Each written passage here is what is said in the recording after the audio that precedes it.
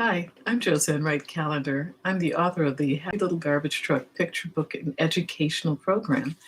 We've been talking about social stories last week, and I thought today we'd just do a recap on some of the key points of social stories before we move on to another area of social skills building. First of all, social stories were created by Carol Gray. They were created to provide children with some type of scaffolding or undergirding so that they can understand how to behave or a skill that they're trying to acquire, how to acquire a specific skill in a situation that might be unfamiliar to them. Um, we wanted to look at how to create a social story. There's so many different references and resources on the internet, but the key thing is to be a detective.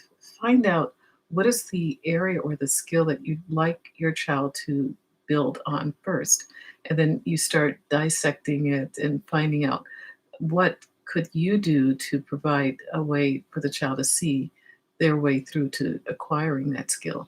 Get pictures that they're familiar with. You take the different 5 steps that we talked about. It's descriptive. You show the child that we're working on entering a room. We don't, you don't want to just start with negative language. Don't just run into the room. So we are going to have a social story on writing how do you enter a room. And so it's always positive self-talk. It's written in the child's language. It's written in the first person. And so the descriptive starts your social story. You have a perspective and you have a directive.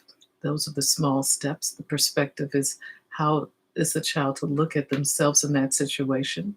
And then the affirmative is like, what do people do in situations like this?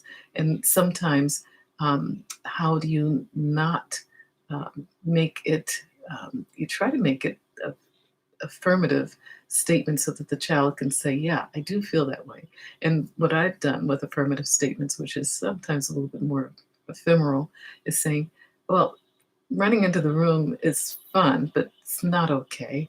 Um, I can run in the playground, I can run in the gym, but running into the room, may be fun, but it's not a good thing to do. So that may be the one negative statement that you might make in this whole social story. And then you go on to your cooperative statement.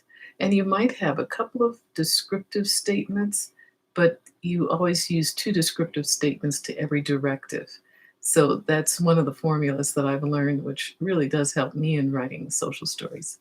And then you try to make it fun by pulling in one of the heroes of your child as a visual or use photographs of your child um, working through this social story in a positive way.